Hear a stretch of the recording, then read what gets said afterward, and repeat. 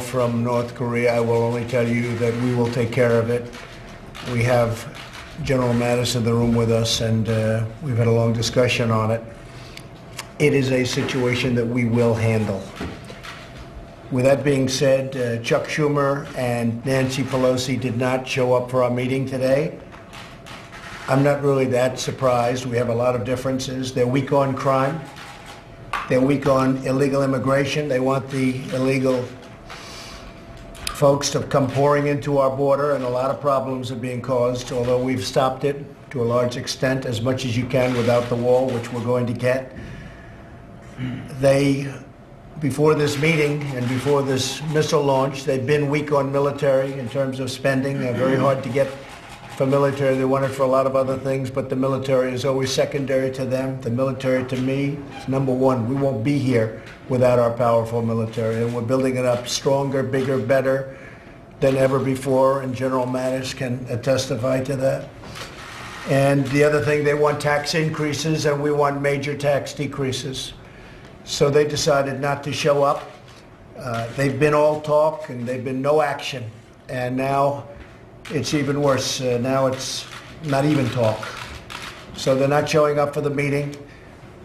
I will say this, in light of the missile launch, probably they'll be here fairly quickly, or at least discussions will start taking place fairly quickly. I think that we're in a very good position in terms of the meeting we just had over at the Capitol with the Republican senators. It was outstanding. I think we have tremendous support. I was just informed by Mitch that we had a unanimous vote from the Republican side, at least. We had a unanimous vote on the tax bill, and it goes now the next step, and I think we're going to get it passed. I think it's going to pass, and it's going to be very popular. It's going to have lots of adjustments before it ends, but the end result would be a very, very massive, the largest in the history of our country, tax cut, and lots of good things are going to happen, including the bringing back to our country of, it probably will end up being over $4 trillion money offshore that's stagnant, that companies, and they're just not able to bring it back. So I think it's going to be a number over $4 trillion.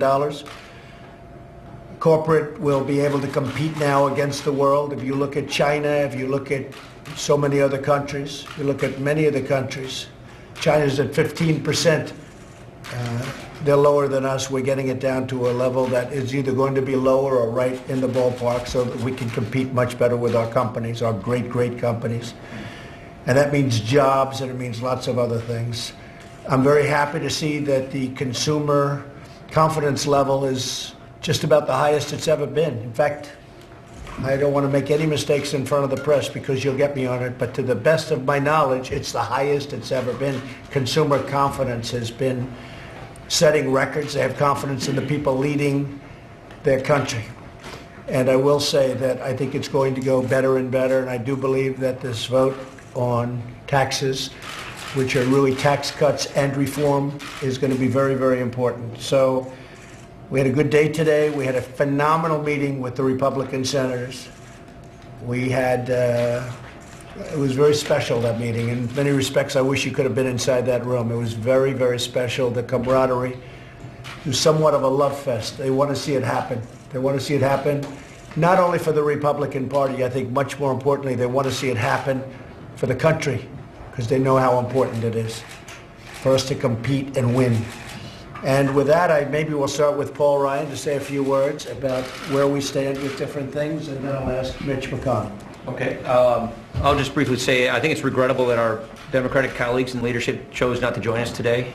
For a bill to become a law, Congress has to pass a bill, and the President signs a bill. That means Congress and the White House always negotiate legislation. We have important work to do. We have big deadlines to meet.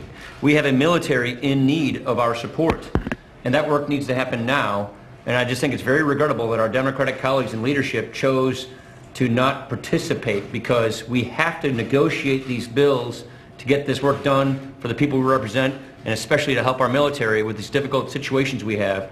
And I just hope that our friends in leadership on the other side of the aisle will choose to participate so we can get the people's work done.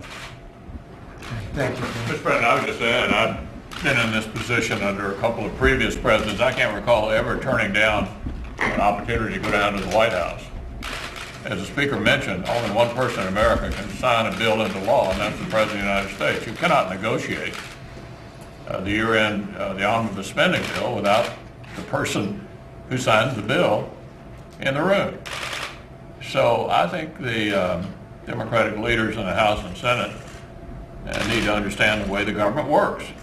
And the administration has to be a part of the ultimate negotiation over what the spending level is going to be for the next year. Well, we are very far apart because our views on crime and our views on immigration and the military, so many are different. But a lot of things have happened even over the last 2 hours with respect to the missile launch. We want our military funded, and we want it funded now. It's going to be bigger, better, stronger, it already is, than ever before. But we want to get going on that now. So that is a difference, in all fairness, from this morning when I told them that we're way, way far away. And with that, I may just have General Mattis say just a couple of words about what he has found out. General, do you want to say just a couple of little pieces of information? Mr. President, Senator, Speaker, a little over 2.5 hours ago, North Korea launched an intercontinental ballistic missile.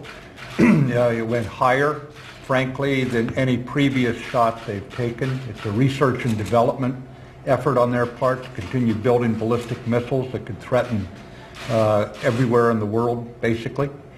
And in response, the South Koreans have fired some pinpoint missiles out into the water to make certain North Korea understands that they could be taken under fire by our ally.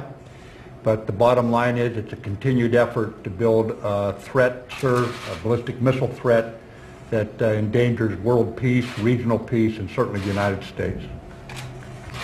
Thank you, General. And we will take care of that situation. Thank you all very much. I appreciate it. Thank you. Thank you. North Korea, these missile launches today, does it change anything about your basic approach to dealing with it?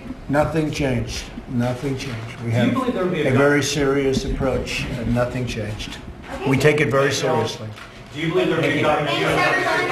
Would you blame Democrats if that happens? Would you blame that happens? I would absolutely blame the Democrats. If it happens, it's going to be over illegals pouring into the country, crime pouring into the country, no border wall, which everybody wants. I got elected partially because of a border wall. You look at the military, we want strong funding for the military. They don't. So many things. As an example, they want high taxes. We want cut taxes. We're going to cut taxes. We're going to reform. We're going to simplify. They want high taxes. We want low taxes. So there's a lot of big differences. So we'll see what happens as to shutdown. We'll see. But right now, things have changed over the last 2 hours because 2 hours ago a missile was launched. I think that will have a huge effect on Schumer and Pelosi. I think. We'll see. We're going to learn very soon. They should be calling immediately and say, we want to see you, but probably they won't because nothing to them is important other than raising taxes. That's the only thing they like doing is raising taxes. Thank you all very much. Appreciate it. Rather than going to the White House for a show meeting that won't result in an agreement from a president who doesn't see a deal, we've asked Leader McConnell and Speaker Ryan to meet with us this afternoon. We don't have any time to waste addressing the issues that confront us. So we're going to negotiate with Republican leaders who may actually be interested in reaching a bipartisan agreement. If the president, who already earlier this year said, quote, our country needs a good shutdown, if the president isn't interested in addressing the difficult year agenda and wants to make the government shut down, we'll work with those Republicans who are interested in funding the government, as we did in April. We have so many things to do. We have to fund the government. We have DACA. We have the Children's Health Insurance Program. We must reinstate cost sharing for health premiums and out-of-pocket costs. We have to deal with disasters. We have to fund our defense and our non-defense sides of the government in a reasonable way. There's so much to do.